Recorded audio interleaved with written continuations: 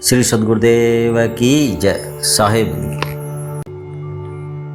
तन धर सुखिया कोई न देखा, देखा जो दुखिया, जोगी दुखिया जंगम दुखिया, तपसी को दुख देना, आशा तृष्णा सब घट व्यापे, कोई महल न सो। जिसने तन धरा वो दुखी है, चाहे वो रंक है, राजा है, कोई भी है। तो यहाँ पर एक चीज़ और, मैं किसी पॉपुलरिटी या अपनी ख्याति के लिए ये नहीं कर रहा हूँ। ये सिर्फ एक जो विचार था, मेरे विचार आप मेरे को बहुत बढ़िया लगा ये जानकर भी, मैं इन संचार माध्यमों से अपने विचार मैं आप सब लोगों से शेयर कर सकता हूँ। और ये बड़ी महत्वपूर्ण चीज़ है, वो हमारे समाज, देश, परिवार, आपके खुद के जीवन में भी बदलाव ला सकते हैं, मेरे जीवन में भी लाए। इंसान के 4 मुख्य हमारे सनातन संस्कृति ने कार्य बताए, धर्म, अर्थ, काम, मोक्ष। ये चारों प्राप्त कैसे हों ये जरूरी है जानना। और प्रतिष्ठा शुक्र की विष्ठा, प्रतिष्ठा शुक्र की विष्ठा, हाँ, प्रसिद्धि जो है वो शुक्र यानी कि सुअर का मल। सुअर कितना घृणित जीव, हम देखते हैं कि वो मल खाता है, उसका भी मल है प्रतिष्ठा, बाधक है मोक्ष में।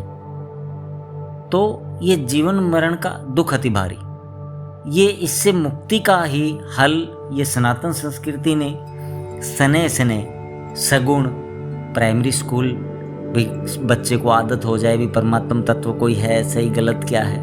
उसके बाद निर्गुण योगेश्वरों की जो प्रक्रियाएं थी भी, उनसे उस ब्रह्म को जाना जाए।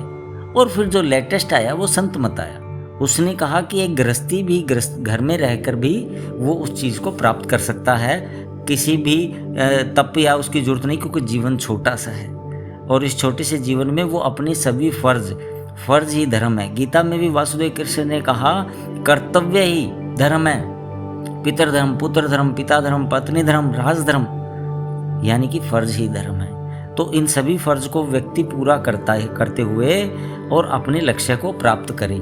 यही अध्यात्म के अंदर, सनातन संस्कृति के अंदर ये बताया गया कि इसको कैसे सहज रूप से एक जीव प्राप्त कर सकता है। और ये नारायणी चोला साधारण नहीं है, उसकी ताकत को जानकर आप अपने जीवन में बहुत सी बड़ी उस आत्म ऊर्जा को, अब कई लोग बातों में कहते हैं भी कॉन्फिडेंस की कमी, आत्मबल, बातों में हम कहते हैं आत्मबल आत्मा का बल, लेकिन आत्मबल कब प्राप्त होगा ये भी इसी संस्कृति में बताया गया।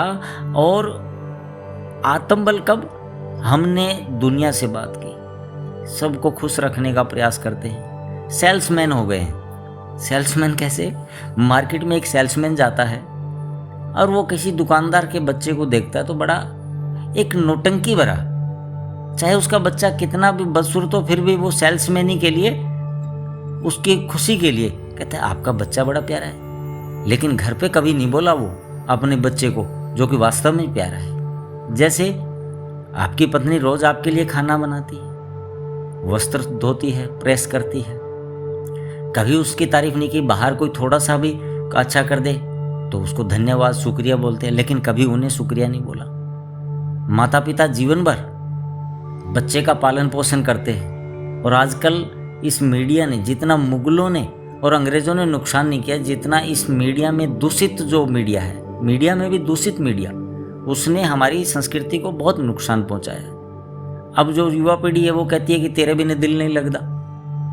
अब ये जो चीज़ भी, जो जीवन भर उसे पाला पोसा, उसके स्नेह को, कितना स्नेह है। एक माँ गीले वस्त्र में सोती है और बच्चे को सूखे में सिलाती है। बहुत सी चीज़ें हमने बार बार सुनी है, लेकिन जब जैसे हम इस युवा अवस्था होती है, लेकिन वहाँ पर थोड़े से विवेक की ज़रूरत है कि ये आए दिन अब घटनाएं हो रही हैं। इस सनातन संस्कृति ने जो बांधे रखा था उसमें बिखराव आ रहा है, इसके महत्व को समझें। भी बाहर का एक व्यक्ति थोड़ा सा मधुर शब्द 2 बोल लेता है, आप उसके तरफ आकर्षित हो जाते हो, लेकिन आपका सबसे ज़्यादा हितकारी आपके पेरेंट्स हैं, आपके माता पिता हैं। तो जब मैं कुंडली का कार्य पिछले 5 वर्षों से मैंने बंद कर दिया, क्योंकि उस कुंडली से परे जो अब चर्चा होगी भी कैसे भाग्य बदला जाए, होने वाली भावी को कैसे टाला जाए, इस पर विचार कुंडली बता सकती है आपके साथ क्या घटित होना है, लेकिन उसमें बदलाव नहीं कर सकती।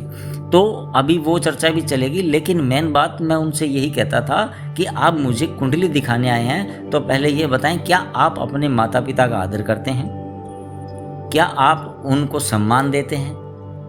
तो फिर आपकी कुंडली देखने का फ़ायदा है, वरना आपकी कुंडली देखने का फ़ायदा नहीं है। तो ये इसके पीछे एक वैज्ञानिक तथ्य है, वो आगे की कड़ी में आप उसका बायोलॉजिकल बदलाव बॉडी में आता है। आप किसी चिकित्सक से मिलके उसके बारे में पूछ भी सकते हैं। मैंने पहले भी कहा कि जो मैं आपसे चर्चा करूँगा वो सत्य होगी या अप्रत्यक्ष सत्य।